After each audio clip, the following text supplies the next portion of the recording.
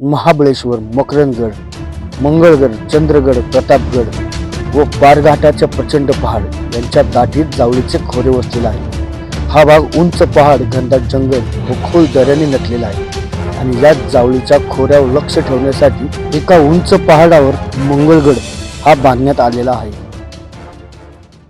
शिव सकाळ मित्रांनो मी दुर्गरक्षक या आपल्या यूट्यूब चॅनलमध्ये आपले सगळ्यांचे पुन्हा एकदा स्वागत आहे. मित्रांनो, तुम्हाला सगळ्यांना माहितीच असेल की छत्रपती शिवाजी महाराजांनी जावळीच्या चंद्रराव मोऱ्यांना हारून हा जावळीचा परिसर ताब्यात घेतला आणि याच परिसरामध्ये आपण मागच्या महिन्यामध्ये आलो होतो तो चंद्रगड किल्ला बघण्यासाठी. आणि तेव्हा खूप जास्त ऊन होतं, फुल वाट लागली होती. आज सुद्धा आपण आलोय जावळीच्या खोऱ्यामधील अजून एक किल्ला बघण्यासाठी आणि तो किल्ला म्हणजे मंगळगड. बरोबर आपल्या ह्या साईडला मागं दिसतं उंच डोंगराव हा मंगळगड किल्ला आहे. तर ह्या गड्याचं पायथ्याचं गाव आहे ते पिंपळवाडी आहे आणि ह्या पिंपळवाडीमधूनच खऱ्या अर्थाने आपल्या ह्या ट्रेकला सुरुवात होती. तर आपण काल उशिरा आलतो. इथं छत्रपती शिवाजी महाराजांचं स्मारक आहे आणि या ठिकाणी आपण आपला टेंट लावला होता. आणि समजा जर तुम्ही बसने येणार असेल तर असा हा पूर्ण असा रस्ता आहे आणि इथं बघा तुम्हाला स्टॉप दिसेल. तर काय स्टॉपचं नाव काय? हां, तर इथं पिंपळवाडी हा स्टॉप आहे आणि आपल्या ट्रेकला ह्या साईडने सुरुवात होणार. इथून गेलो आपण त्या साईडला एक कमान आहे. तर आपल्याला हा पूर्ण असा डोंगर पार करायचा आणि मागच्या साईडलाच आपल्याला मंगळगड बघायला भेटतो.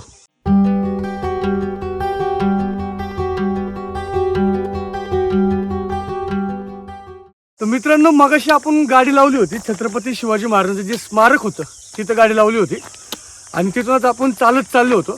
पण आपल्या मागं दिसत असून बघा तुम्हाला रस्ता झाला आहे आणि या रस्त्यामुळं आता आम्ही PM ला परत खाली पाठवलं आहे आणि 4 व्हीलर पण वरती जाते, पण ती कुठपर्यंत जाते ते काय माहिती नाही. तर आता आपण गाडी घेऊनच वरती जाणार आहे. चल वरती चल, मौसम खराब होईल नाही ते. तर अशी लांबपर्यंत गाडी जाते आणि सुंदर असा डांबरी रस्ता पण झालेला आहे इथं. तर बघायचं आता हा रस्ता कुठपर्यंत जातोय.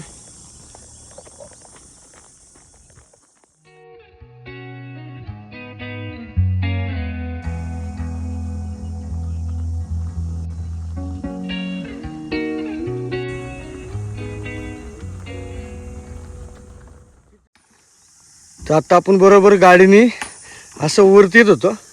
आता इथे रस्त्याचं काम चालू असल्यामुळं इथं एक ट्रॅक्टर आडवा झाला आहे आणि त्याचबरोबर इथं एक रिस्की पॉईंट आहे. इथं गाडी घासायची जास्त चान्स आहे.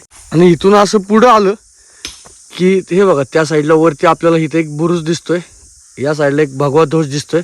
म्हणजे आपल्याला इथून बऱ्यापैकी किल्ला हा आपल्या नजरेच्या टप्प्यामध्येच आलाय. तर आता बघू इथं कामाला यांच्या कामाला किती वेळ लागतोय आणि इथूनच मग आपल्याला वरती निघायचं आहे.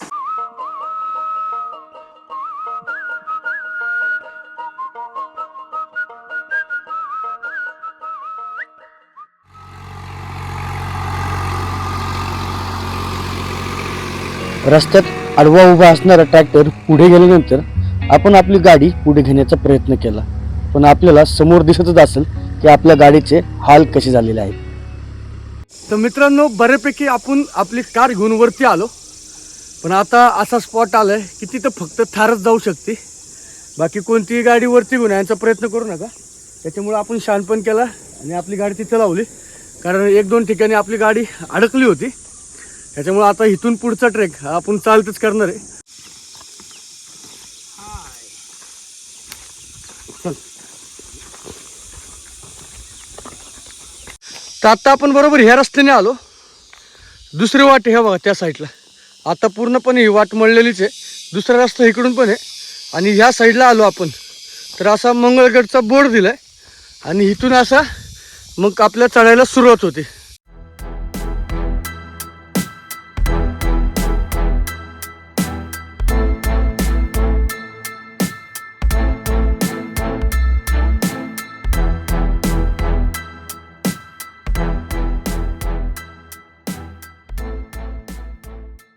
तर आपण जे मगाशी खाली पठार बघितलं त्या पठारापासून डायरेक्ट उभ्या चढायला सुरुवात होते.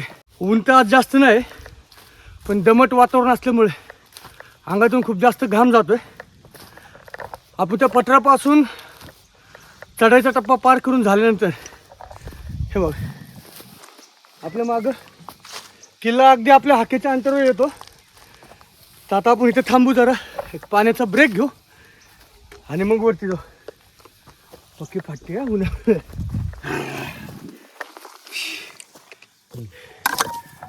वरती पाणी आहे ना? मध्यमात आलेला पंढरनाथ. वरती पाणी आहे का? वरती आहे पाण्याचं. तर आता आपला पाण्याचा ब्रेक झाला. साधारण 1 तासाभराच्या आसपास आपण एक 80% गड हा कव्हर करतो. तिथून आपण पाण्याचा ब्रेक घेतला होता. त्यानंतर एक रस्ता चालू होतो. तर आपल्या डाव्या हाताला पूर्ण खोल अशी दरी लागते आणि वाट थोडीफार घसरली. त्याच्यामुळं या ठिकाणी एकदम सावकाश क्लाइंब करा.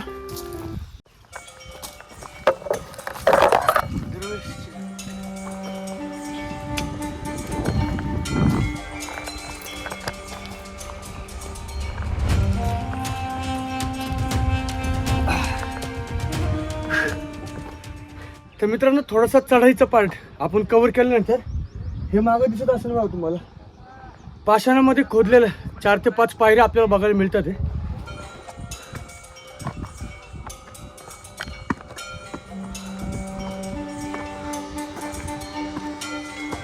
अशी वाट तिकडे जाते. बहुतेक या साईडला कुठेतरी एक रॉक पॅच आहे. तर आपल्याला वरती गेल्यावरच कळेल नेमकं रॉक पॅच कोणत्या साईडला आहे.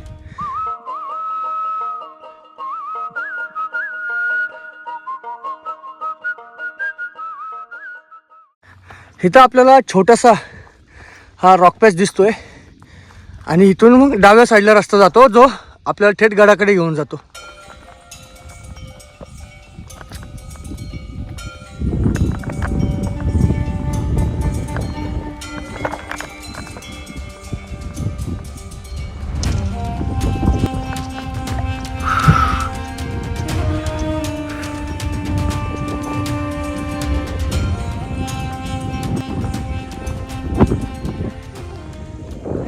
तर आत्ता आपण बरोबर ह्या वाटेने असं इथपर्यंत आलो आणि इथून आपल्याला त्या देवीचं मंदिर इथं दिसतंय आणि ही अशी जागृत देवी असं म्हणतात इथं. आणि बऱ्यापैकी लोकांचं एक ग्रामदेवता पण आहे. आणि ह्याच देवीच्या दर्शनासाठी काही भाविक तासगावमधून आले ते काका, बरोबर ना? तासगाव, ताकारी. तर काका आज बऱ्यापैकी लोक वरती येतात ते, हो, बऱ्यापैकी. म्हणजे ह्या देवीचं काय महत्व असं, म्हणजे का लोक असे एवढे देवी येतात? नाही, देव आहे. हा देव आहे का? कुलस्वामी आमचा कांगूर सिद्ध. कांगूर सिद्ध कांगूर देवाचं सिद्ध, नाव आहे, हा. बरोबर. देवाचंच मंदिर हा. हा 8 नाथापैकी एक नाथ. हा. त्यामध्ये हा देव एवढ्या लांब येण्याचं कारण म्हणजे हा देव हळदीच्या अंगानं रुसून आलेला आहे. वरती, बरोबर. हा. मग इथं यात्रा वगैरे कधी असते यात्रा का? वगैरे असते आपलं ह्याच्यामध्ये दिवाळीच्या वेळेला. दिवाळीची हा. यात्रा असते, गर्दी असेल बहुतेक तेव्हा. ते त्यावेळेला काय लोक आमच्या समाजापैकी इतर समाजापैकी इथली स्थानिक लेवलची लोक सगळी बरोबर, बरोबर. इथं मंदिराला देवाला येतात दर्शनाला. आणि म्हणजे म्हणजे आपलं तुम्ही आता सांगली तसे मग बाकीच्या अजून ठिकाणी हो, ग्रामदैवत बार्शी, असेल ना? कराड, पलूस, ताकारी, मिरज, सोलापूर. जागृत देवस्थान हो. आहे. आमचा कुलस्वामीच आहे ना तो. कुलस्वामीचं ना?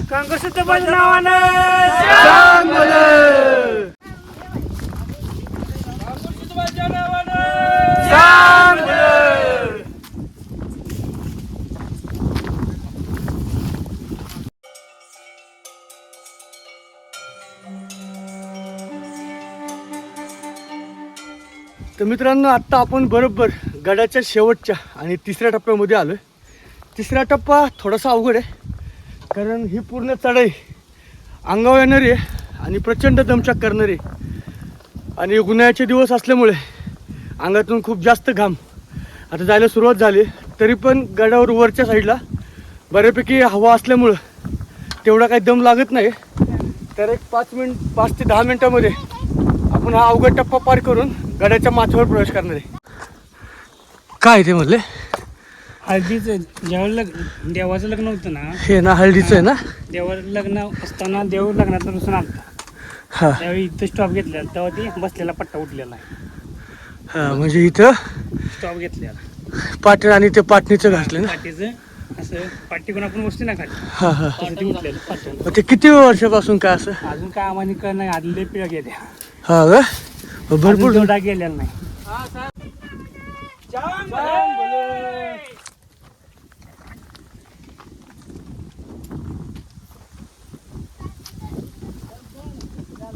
गावाचं सगळ्या लोकांचं देव कुलदैवत.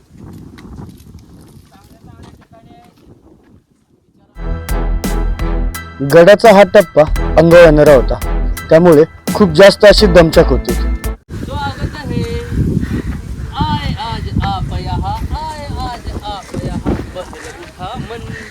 बहल उठा मन स्वागत है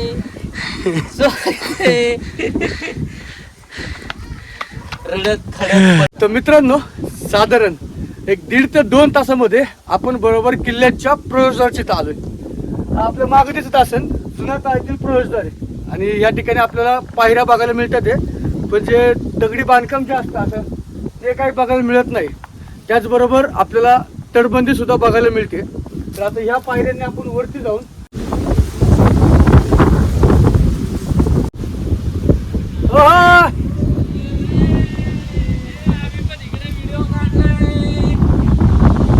तर अशा प्रकारे आपण गडाच्या या माथ्यावर प्रवेश केलेला आहे. तर आता आपल्याला युद्धाचे काही अवशेष या ठिकाणी बघायला मिळतात. आणि अजून 2 इथं फॉरेनर आलेले आहेत. 2 फॉरेनर, एक जर्मनीवरून आलाय आणि एक इस्रायलवरून आले ते. तर या 2 फॉरेनरची सुद्धा तुम्हाला मी ओळख करून देतो. तर हे बघा, हा इस्रायलचा आहे आणि हा जर्मनीचा आहे. तर अशा प्रकारे हे 2 फॉरेनर आणि मी एक तिसरा, आम्ही असं या गडावर भेटलेलो आहे. आता आम्ही इंग्लिशमध्ये संभाषण करणार आहे. तो व्हेर इज मंदिर? देर इज अ टेम्पल नाही, नो टेम्पल, मंदिर. व्हेर इज मंदिर? देर इज अ मंदिर कांगुरी सिद्धनाथ कांगुरी सिद्धनाथ मंदिर. हो, आणि तुम्हाला सांगतो, हा इस्रायलचा आहे, त्याचं नाव आहे डॅडूज. ओ तुम्ही बॉम्ब डाले हो उधर, इराण पे डाले आम्ही देखे. तर असं टाइमपास झालेला आहे. आणि सिद्धनाथांचं मंदिर आहे. आता आपण त्या सिद्धनाथांच्या मंदिरात जाऊ, दर्शन घेऊ आणि त्यानंतर उर्वरित गड फिरण्यासाठी आपण गडाची फेरी मारली जाते.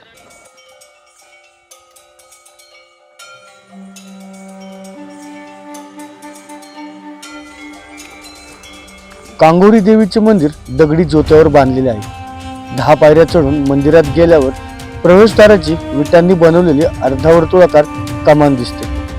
देवळावरील मूळ छत काळाच्या ओघात नष्ट झालेले आहे. गाभाऱ्यात भैरवाची व कांगोरी देवीची अशा 2 दगडी मूर्त्या आहेत. मंदिराच्या गाभाऱ्याबाहेर भिंतीला टेकून दगडी भग्न मूर्त्या आजही आपल्याला बघायला मिळतात.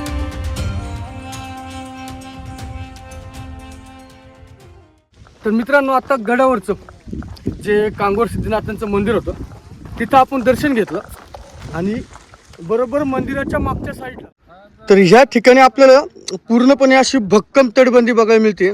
जशी आपली राजगड, प्रतापगड, रायगड म्हणजे बाकीच्या इतर किल्ल्यांना जशी तटबंदी असते तशीच ही भक्कम अशी तटबंदी आपल्याला बघायला मिळते. आणि समोर आपला भगवा ध्वज.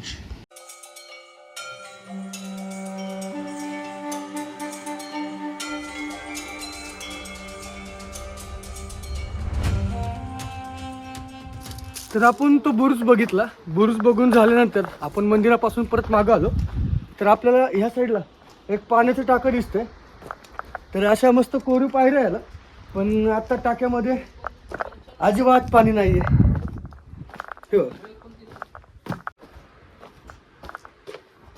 पण पाणी अजिबात नाही. आणि ह्या साईडला पण उतरण्यासाठी काही पायऱ्या दिल्या ते, आणि तिथे तर पूर्ण टाकीमध्ये उतरण्यास पायऱ्या आहे. तर आता हे आपण टाकं बघितलं, पण इथून अजून एक काहीतरी हळदीचं कुंड, काहीतरी असं कुंड आहे की जिथं तो देव आंघोळ करायला यायचा असं इथले भाविक सांगते ते. आता आपण जाऊन ते हळदीचं कुंड सुद्धा बघूयात.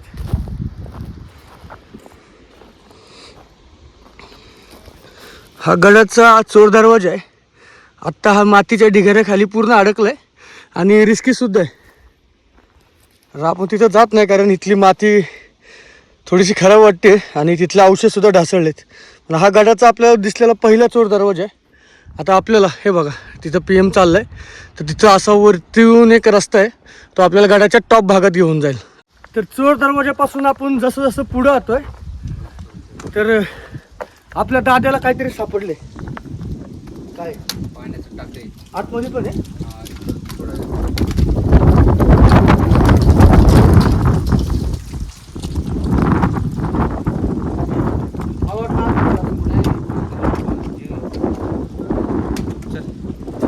आता कुठे जायचं आपण? आपल्याला हळदीचं हल्लीचं तळ बघायचे चला बालेकिल्ला. हल्लीचं कुंड ना हल्लीचं कोण बालेकिल्ला पुढे जायचं.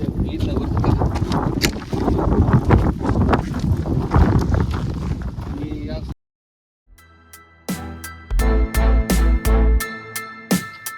माचीवरून बालेकिल्ल्याकडे जाताना कड्याच्या टोकाला एक अरुंद पाण्याची टाकी दिसते.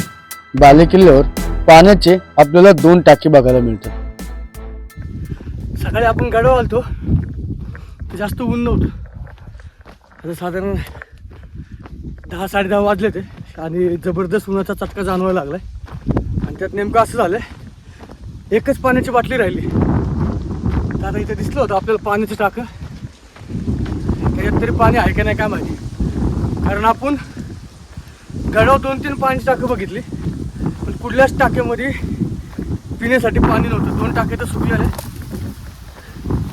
तर बघू त्या टाकीत तरी पाणी आहे का.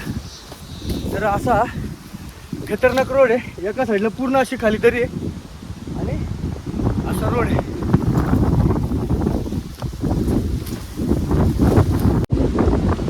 आता इथे एक पाण्याचं टाकं भेटलं आपल्याला, पण बहुतेक हे पाणी पिण्यायोग्य नाही दिसत आहे ना.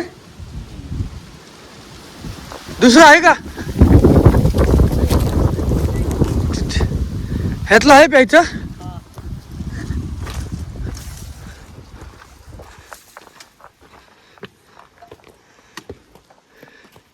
तर ह्या ठिकाणी एक पाण्याचं टाकं भेटलंय. तर आणि इथं पण गाळच आहे रे लय.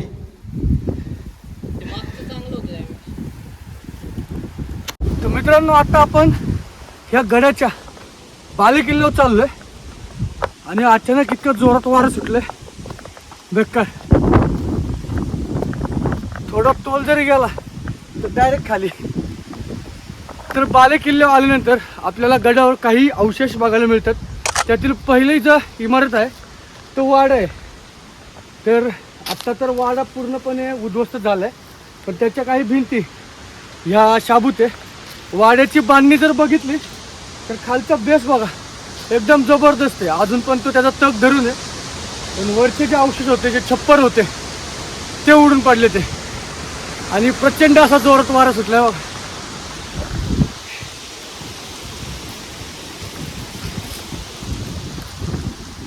बेकार वारा सुटलाय. वाडा बघून झाल्यानंतर थोडं समोरच त्याला बघा असं काहीतरी अवशेष दिसते. बहुतेक सदर वगैरे काहीतरी असू शकते किंवा बैठकीचं ठिकाण सुद्धा असू शकतं. त्याला चौक सुद्धा म्हणू शकतो आपण. तर असा अवशेष बघू शकतो. आणि संवर्धनातून हे बघा हे असे पूर्ण त्याला दगडाचं कुंपण सुद्धा बांधले.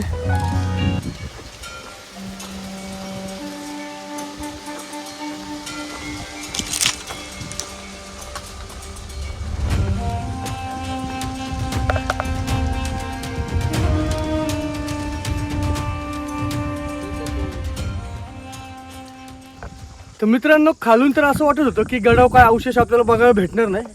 पण जसं आपण बालेकिल्ल्यावर आलो तर भरपूर अशा इमारतींचे अवशेष आपल्याला ह्या चंद्रगडावर बघायला मिळतात. ते वाडा बघितला, त्या ठिकाणी पण राहायचं काहीतरी खोल्या वगैरे दिसतात ते.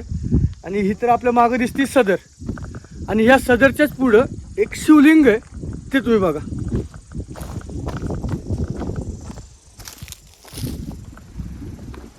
तर हे बघा, हे असं शिवलिंग आहे आणि एकदम जीर्ण झालंय. म्हणजे खरं तर त्याचा जीर्णोद्धार व्हायला पाहिजे होता, पण आजची ही अशी परिस्थिती शिवलिंगांची आपल्याला बऱ्यापैकी गड किल्ल्यांवर बघायला मिळते. आणि हेच आपल्याला जपायचं आहे. हे जर जपलं नाही आपण तर येणाऱ्या पिढीला आपण आपली संस्कृती काय दाखवणार. हे जर असं आपल्या महादेवाचं हाल होत असेल तर काय उपयोग नाही. तर प्रत्येकाने जागरूकता दाखवून कमीत कमी यांच्या जीर्णोद्धाराचा प्रयत्न तरी नक्की करायला पाहिजे. तर मित्रांनो, आत्ता आपली या मंगळगडाची संपूर्ण फेरी पूर्ण झाली आहे आणि आपण आता परत एकदा या प्रवेशद्वाराची इथे आलो. या गडावर तुम्ही व्हिडिओच्या माध्यमातून बघितलं असेल, एक मंदिर बघितलं आपण, त्यानंतर पाण्याची टाकी बघितली, वरती पिण्याच्या पाण्याची 2 टाकी आहे, त्यातलं एका टाकीतलं पाणी पिण्यासारखं आहे. त्याचबरोबर बालेकिल्ला बघितला आणि त्याच बालेकिल्ला आपण राजवाडा, सदर असे अवशेष बघितले. एक अवशेष बघून थोडंसं बनायला वाईट वाटलं, त्याच्यात बदल व्हायलाच पाहिजे. की आपली महादेवाची पिंड होती भग्न अवस्थेत पडली होती, पूर्ण जीर्ण झाली होती. तर ह्या गोष्टी सुधारल्या पाहिजे. यासाठी सर्वांनी मिळून गडकिल्ले संवर्धनाकडे वळले पाहिजे. मंगलगडाची ही नवीन माहिती तुम्हाला कशी वाटली हे कमेंट मध्ये नक्की सांगा आणि हा व्हिडिओ जास्तीत जास्त लोकांपर्यंत शेअर करा की ज्यांना कुणाला ह्या मंगलगडला भेट देण्यासाठी यायचं असेल त्यांना ह्या व्हिडिओच्या माध्यमातून माहिती मिळेल की ह्या गडावर कसं यायचं. आणि तुम्हाला स्पेशल अशी टिप देतो, गडावर जर तुम्हाला यायचं असेल तर उन्हाळ्याच्या दिवसात गड चढायला लवकर सुरुवात करा आणि लवकर किल्ला फिरून लवकरच खाली उतरा, कारण ऊन खूप आहे आणि वरती पिण्याचं पाण्याचे टाके त्यातलं पण पाणी संपत आलंय, त्याच्यामुळे आपल्या जवळ पिण्याचं पाणी पण जास्त बाळगा. गडावर राहायची वगैरे कुठे सोय नाही. तुम्हाला मागाशी सांगितलंच आहे की खाली छत्रपती शिवाजी महाराजांचं पिंपळवाडीमध्ये स्मारक आहे, तिथे तुम्ही राहू शकता. तर मित्रांनो, हा व्हिडिओ जास्तीत जास्त लोकांपर्यंत शेअर करा. जय शिवराय. जय शिवराय.